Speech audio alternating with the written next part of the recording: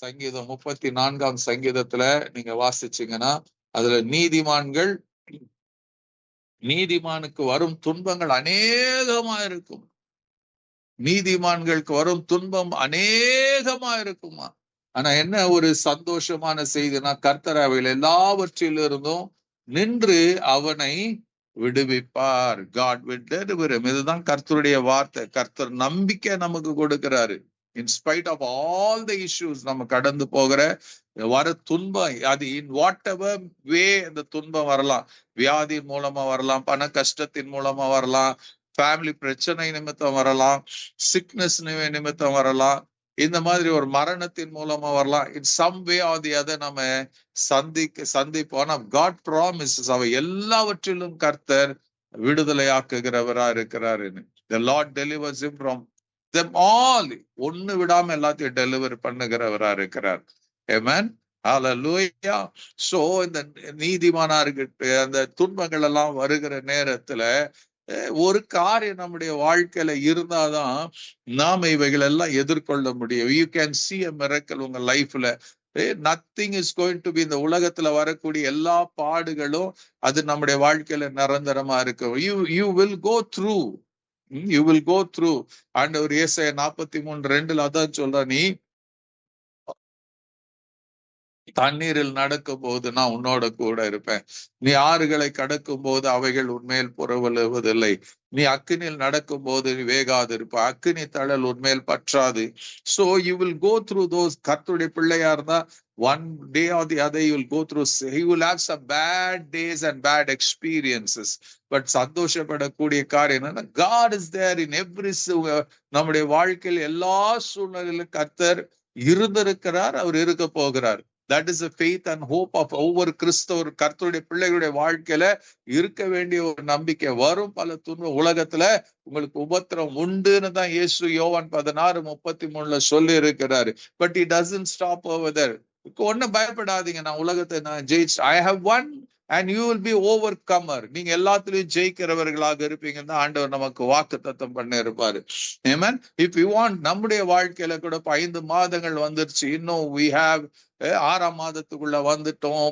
இன்னும் இது இந்த வருஷத்துக்கு இல்ல, இந்த வருஷத்துக்கு மாத்திரம் இல்ல. இன்னைக்கு நம்ம அநேக நேரத்துல பார்த்தோம், இந்த ஜூன் மாதத்துக்கான வாக்கு தத்துவம் இதெல்லாம் நாம பாக்குறோம். நீங்க யூடியூப்ல நிறைய மெசேஜ் ஜூன் மாதத்துக்கான. No, God is not that. ஒவ்வொரு மாதத்துக்கு ஆண்டவர் ஒரு குறிப்பிட்ட ஆசீர்வாதத்தை கொடுக்கிறவர் அல்ல. From the day 1 to the day last day வரைக்கும் ஆண்டவர் உங்க லைஃபை பிளான் பண்ணி வச்சிருக்கிறார். For every day அவர் ப்ராவிஷன் பிளான் பண்ணி வச்சிருக்கிறாரு. Amen. மாதம் அவர் கொடுக்கிறவர் அல்ல. கவர்மெண்ட் நம்மளுக்கு மாதம் சம்பளம் கொடுக்கிற நான் தேவன் அப்படி அல்ல. Day 1 to day last day of your breath on this earth, God provides, God take cares, God heals, எல்லாம் செய்து கொண்டேதான் இருக்கிறவரா இருக்கிறார். சோ அந்த தேவன் என்ன பண்ணணும்னா, you have to make a point. தாவீது அழகா சொல்லுவாரு, என்னன்னு, கர்த்தரை எப்பொழுது எனக்கு முன்பாக வைத்திருக்கிறார். That was the attitude of David. Amen. சங்கீதம் 16:8 கர்த்தரை எப்பொழுது எனக்கு முன்பாக வைத்திருக்கிறேன், அவர் என் வலது பாரிசத்தில் இருக்கிறபடியினால் நான் அசைக்கப்படுவதில்லை. டேவிட்ஸ் ஒரு டிக்ளரேஷன், தாவீதுடைய நம்பிக்கை, தாவீதுடைய அனுபவம் என்ன தெரியுங்களா? In spite of he went through so many things. இன்னைக்கு நீங்களும் நானும் கூட அந்த பாதையில கடந்து போயிருக்க முடியாது. From அவர் வளர்ந்த நாட்களில் இருந்து he was அவரு என்ன பண்ண own family, he lived as a disowned person. அண்ணன்கள்லாம் ஹை பொசிஷன்ல இருக்கிறாங்க, தாவீது ஆடுகளை மேய்த்து கொண்டார். He was alone with the sheep in the wilderness. அதுதான் தாவீதுடைய வாழ்க்கை. Amen. ஒரு வேலைக்காரனை போல இருந்தாரு. அவர் என்ன பண்ணாரு, தன்னுடைய சகோதரன் ஆர்மியில இருக்கிறதுனால அவர் என்ன பண்ணாரு, he took ration for his brothers. தன்னுடைய சகோதரர்களுக்காக கடந்து போனாரு. Amen. Hallelujah. So தேவன் அவரை ராஜாவாக அபிஷேகம் பண்ணணும்னு தெரிந்து கொண்டு சாமுவேல் போன போது his father never even thought about David. அவர் வீட்டு கூட கூப்பிடல. He was in the wilderness. Samuel கேட்ட பிறகுதான் அவரை கூப்பிடுறாரு, வாப்பா. அவனுக்கு அழைச்சிட்டு வாங்கின பிறகுதான் அவனை அழைச்சிட்டு, he was the last கடைக்குட்டியா இருந்ததுனால They bothered very little about David. They had no thought about David. They had no ஆண்டவர் எடுத்து பயன்படுத்துவாராங்கிற நம்பிக்கை அவர்களுக்கு இல்ல. Nobody thought that God has already focused on David. இது ஒருத்தருக்கும் தெரியாது. So they thought otherwise நினைச்சாங்க. So they didn't bother about David. But God was bothered about David. கர்த்தருடைய கண்ணு இருந்தது, கர்த்தர் கவனித்து இருந்தாரு. இந்த தாவீதுக்கு தான் வாழ்க்கையில நிறைய உபத்திரவங்கள் வந்தது. ஆமென். அபிஷேகம் வந்தது, அதோட உபத்திரவம் வந்தது. ஆமென். He was hunted by Saul. Amen. Day 1ல இருந்து என்னைக்கு தாவீதை இஸ்ரவேல் மக்கள் புகழ்ந்து பாடினார்களோ, சவுலுக்கு 1000, தாவீதுக்கு 10,000 சொன்னவர், from that day onwards he wanted to kill David. எதுக்கு? He knew that he is going to become the king. அதனால அவன் தாவீது உயிரோட இருக்கிற வரைக்கும் தன்னுடைய மகன் யோனத்தானுக்கு அந்த சான்ஸ் கிடைக்காதுன்னு he wanted to destroy. தாவீது அழிக்கணும்னு நினைச்சார். he was chasing. ஒரு நாயை துரத்துகிறது போல துரத்துறீங்களே என்ன சவுலை பார்த்து தாவீதை கேட்பான். அந்த அளவுக்கு he had to go through many issues of life. அப்பா அம்மா விட்டு, குடும்பத்தை விட்டு பிரிஞ்சு இருக்க வேண்டியது, வனாந்திரத்துல குகைகள்ல அவன் மறைந்திருக்க வேண்டிய சூழ்நிலை இருந்தது. all through his life he went through so many issues. அவனுடைய வாழ்க்கையில கடந்து போக வேண்டியதா இருந்தது. பட் டேவிட் அந்த அவ்வளவு காரியங்கள் இருந்தாலும் தாவீது ஒரு தீர்மானத்தை பண்ணிருந்தார். அவர் ஆயுசு காலம் முழுக்க, அதனால்தான் பைபிள் சொல்லும், he was so heart touched. தேவனே சாட்சி கொடுக்கிறார் இருதயத்துக்கு ஏற்றவன். even though he did mistakes எல்லாம் இருந்தது, பட் அதெல்லாம் சரி செய்து கொண்டார், மனம் திரும்பினார். Amen. He held on to God always. காரணம் அவர் பிடித்துக் கொள்வதற்கு காரணம் என்னன்னா, he always focused on God. பல காரியங்கள் உலகத்துல, பல உபத்திரங்களும் பாடுகளும் அவரை நெருக்கினது. Hallelujah. It tormented him, but he always focused on God.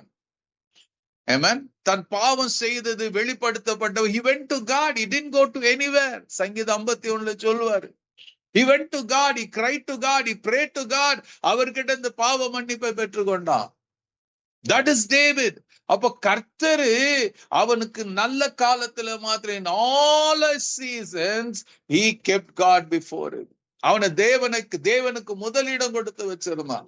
அப்போ நமக்கு இந்த 5 மாதங்கள் போயிடுச்சு, இன்னும் ஜீவ காலம் எல்லாம் இருக்கிறது. பைபிள் டாக்ஸ் அபவுட் ஜீவ காலம் எல்லாம் நன்மையும் கிருபையும் நம்மை தொடரும் என்று சங்கீதம் 23:6 சொல்லும்.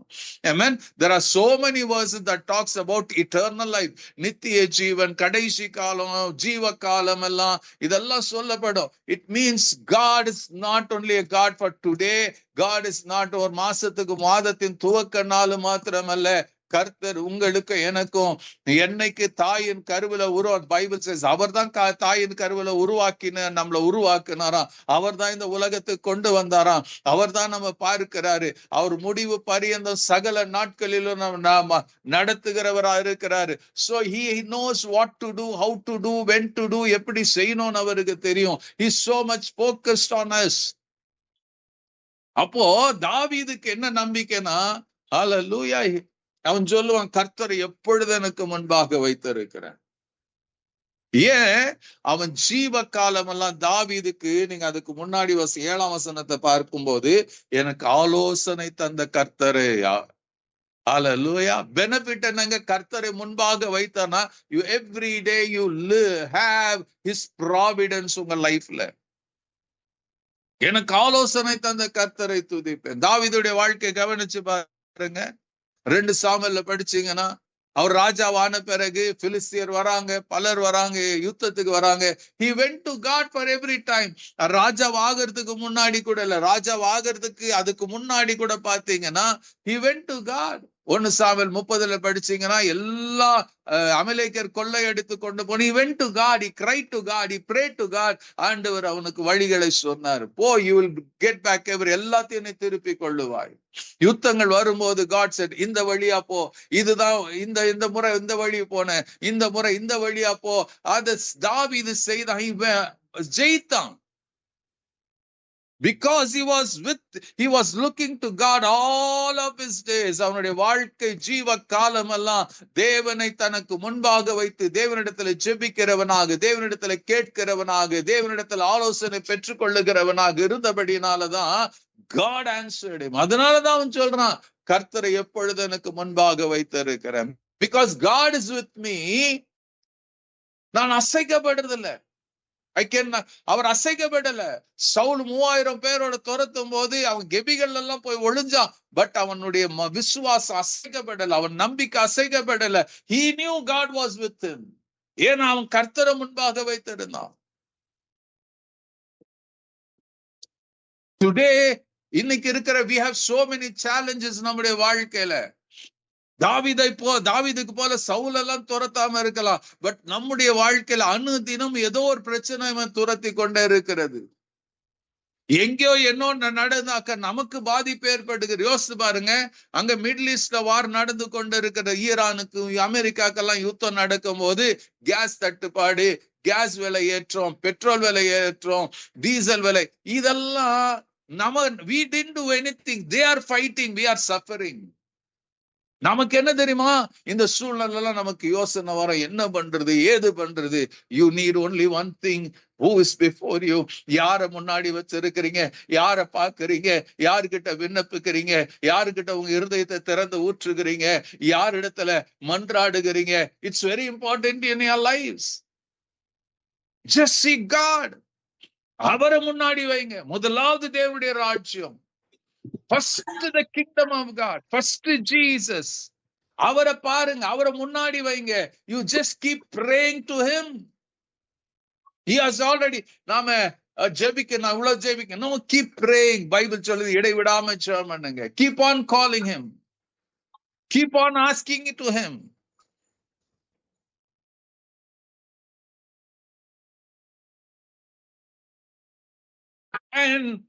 And God has already decided உங்க வாழ்க்கைக்கு வேண்டிய விடுதலை எப்ப நடக்கணும் அது தீர்மானம் பண்ண இருக்கிறாரு. Saul துரத்துனா, David had to encounter so many issues. அவங்க வாழ்க்கையில கடந்து போக வேண்டியதா இருந்தது. பட்டினியா இருக்க வேண்டியதா இருந்து, காடுகள்ல எல்லாம் இருந்தது. பட் ஆஃப்டர் 13 years, கிட்டத்தட்ட 13-14 வருஷத்துக்கு அப்புறம் ஆண்டவரே அவனை அந்த இடத்துல இருந்து, வனாந்திரத்துல இருந்து, காடுகள்ல இருந்து கொண்டு வந்து he made him the king of the whole Israel. சமஸ்த இஸ்ரவேலுக்கு தேவன் ராஜாவாக்கினார், நாட் மேன். ஏன்? because he kept on looking unto God. நான் கர்த்தரை எனக்கு முன்பாக எப்பொழுது எனக்கு முன்பாக வைத்திருக்கிறேன். because God is with me. I never got shaken. My faith never got shaken. Amen. இயேசுவை தினம் நீங்க பாப்பீங்கன்னா உங்க விசுவாசம் அசைக்க முடியாது, உங்க நம்பிக்கை அசைக்க முடியாது. You will never be troubled by the devil. You will never be troubled by troubles வரும், but you will never be shaken because of your issues. Sickness இருக்கட்டும், பாடு இருக்கட்டும், finance இருக்கட்டும், you will never be shaken. You cannot be shaken. The devil cannot shake you. He may throw some tantrums எல்லாம் போடலாம், but he will flee. பிசாசுக்கு எதிர்த்து நில்லுங்கள், அவங்களை விட்டு ஓடி போகும்.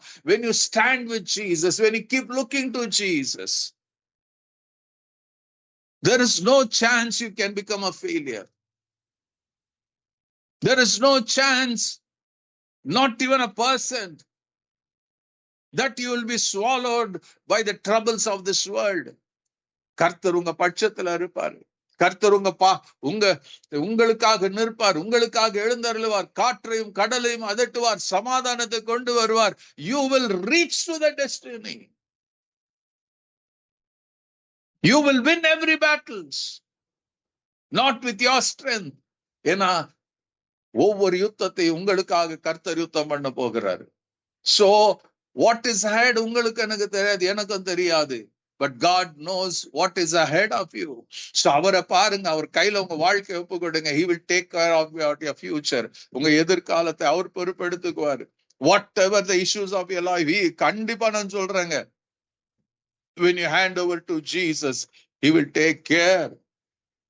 He will surely take care. உங்களை வெட்கப்பட்டு போக விட மாட்டார். This is our Jesus. இதுதான் இயேசு. இதுதான் நம்முடைய விசுவாசம், இதுதான் நம்முடைய நம்பிக்கை. So hand over your life to the blessed Lord. அவர் மகிமையான காரியங்களை நம்முடைய வாழ்க்கையில செய்வாரு.